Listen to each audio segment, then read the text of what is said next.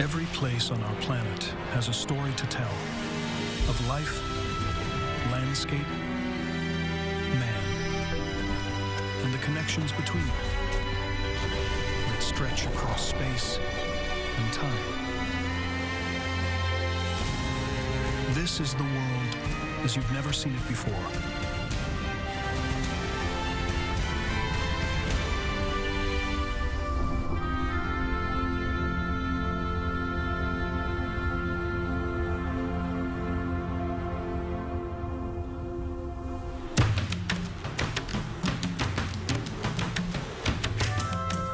An immense gash in the Earth's crust, born of elemental violence. A primordial world of spectacular volcanoes, barren wastelands, and vast bottomless lakes. The Great Rift Valley of East Africa. 3,500 miles long, slicing south from Ethiopia to Mozambique. 35 million years old, and still growing. It sparked an explosion of life of every kind. Not to mention being the birthplace of humanity. The rift is the common thread connecting all these things. To see how a geological event has made this possible, we have to go back in time. 35 million years ago, deep below what is now Ethiopia.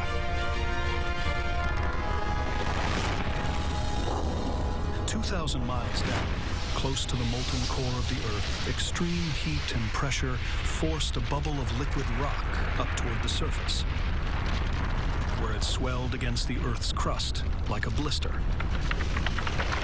But a blister 1,000 miles wide. It tore the landscape apart.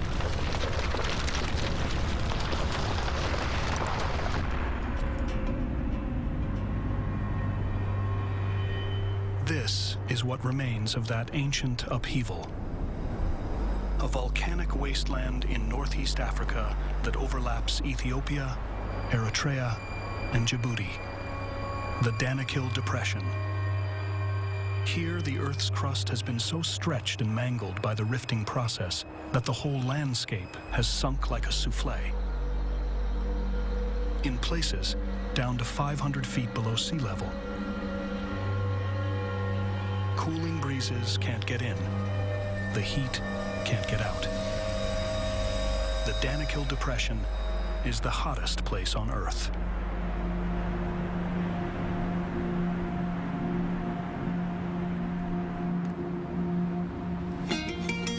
It's hard to believe that only 30,000 years ago, a mere blink in geological time, this vast empty bowl was filled with seawater. But it was. Then the rift threw up a chain of volcanoes that cut it off from the rest of the ocean. In the unrelenting heat, the water gradually evaporated away. But it left something behind. Salt.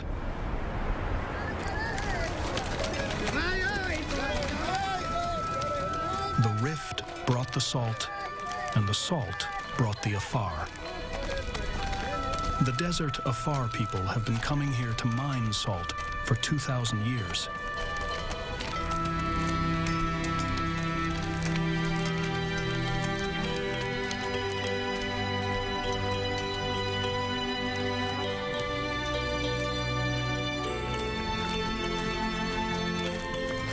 In hot climates, before there were refrigerators for preserving meat, salt was a treasured commodity. It was used as money in East Africa for thousands of years. The Afar call it white gold. There are 25 square miles of it here, and in places, it's 250 feet thick.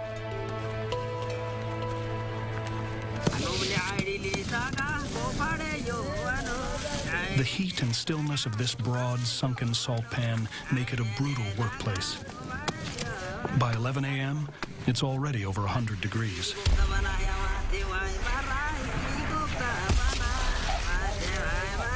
The sodium chloride is so pure, it doesn't need any refining.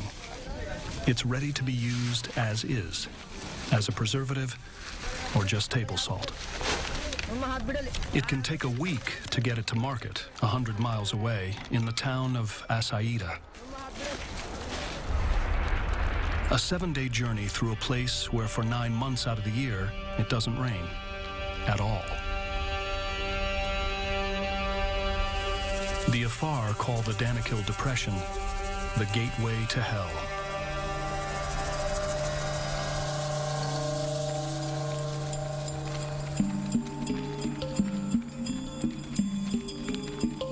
For the Afar's pack animals, things may not be quite so bad. Camels are perfectly suited to the hostile conditions of the rift. They can tolerate a body temperature of 106 degrees, something that would kill most other animals, including us. To the relief of their masters, no doubt, camels don't sweat much, which conserves precious water. Their nostrils absorb and recycle moisture that would otherwise be lost when they exhale. But sometimes even camels need to drink. So do the Afar. And what the Great Rift takes with one hand, it gives with the other. The same geology that makes this place so hot and dry also supplies the key to survival here: water. If you know where to look. Because the rifting process that created this otherworldly landscape in the first place never stopped. It may seem counterintuitive, but the constant volcanic activity in this area is a thirsty traveler's best friend.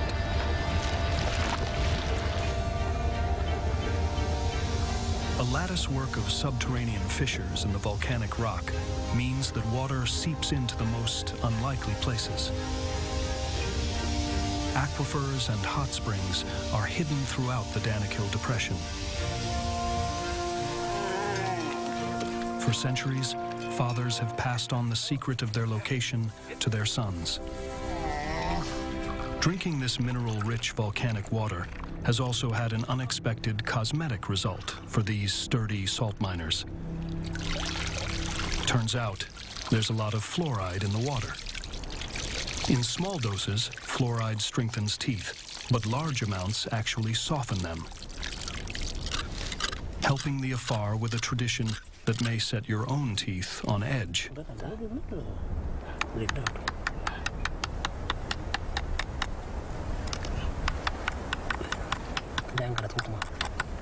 For countless centuries, Afar men have chiseled their teeth to crocodile points.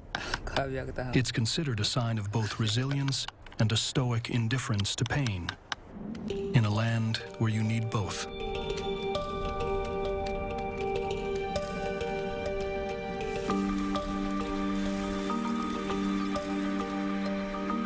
In Africa's Great Rift Valley, everything is connected to something else. It's the region's unusual geology that produces the high fluoride water, which in turn makes possible the Afar's crocodile teeth. And the rift also gives rise to a fashion statement of a very different kind.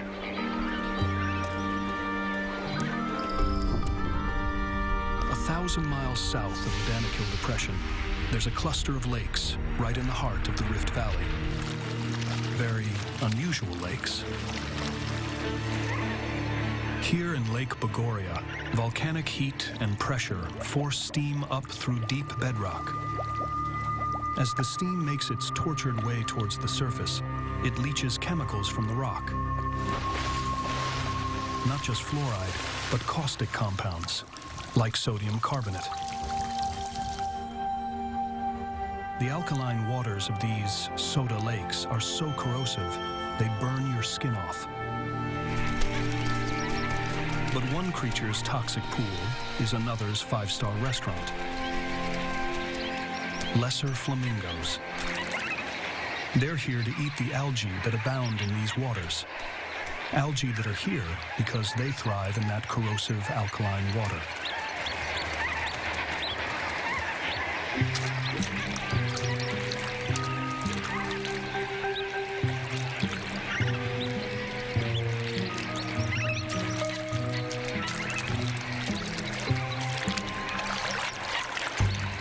A flamingo's beak is designed to filter the algae from the mud.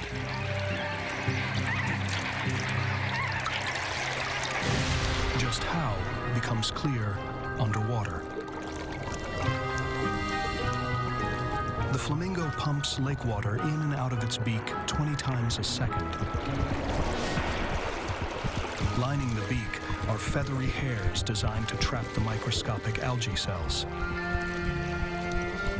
The cells contain reddish-colored pigments called beta-carotenes. And that's what puts the pink in pink flamingos.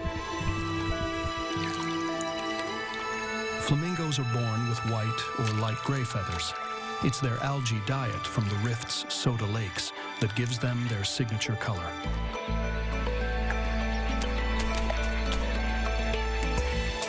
Needless to say, the silent partner in this strange transaction is the Great Rift itself.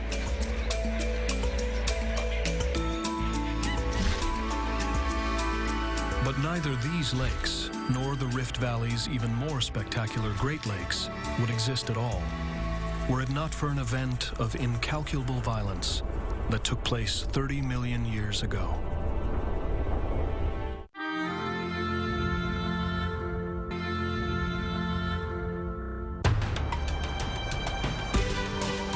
When the Great Rift tore through East Africa millions of years ago, the land gave way without protest. Until an extraordinary thing happened. The continent of Africa fought back.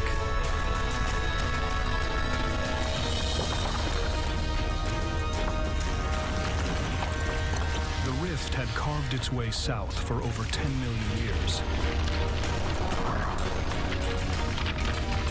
But then this unstoppable force met an immovable object. An ancient and extremely hard piece of the Earth's crust called a craton. The rift was forced to split in two and go around it. To the east, where the subterranean violence was most intense, volcanoes and earthquakes tormented the landscape. While on the western side of the craton, the relentless faulting opened up deep canyons, which filled with water. Today, these are the Great Lakes of Africa. Victoria, Malawi, Tanganyika.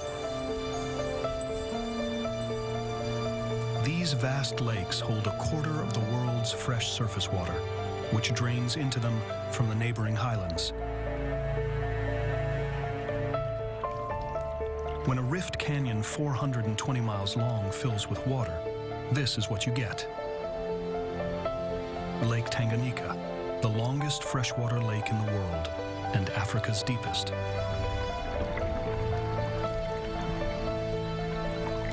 If you include the massive layer of sediment at the bottom, Lake Tanganyika is 4 times deeper than the Grand Canyon. An enormous lake, rich in organic nutrients. It's not surprising that there are a lot of fish in Lake Tanganyika. A lot of fish. Which is why people have lived on these shores since ancient times. 1 million locals depend on fishing for their livelihoods.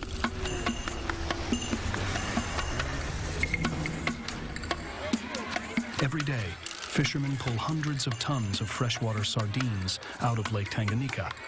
They're known as daga. No need for refrigeration here. The intense tropical sun functions as a natural preservative, quickly drying the little fish.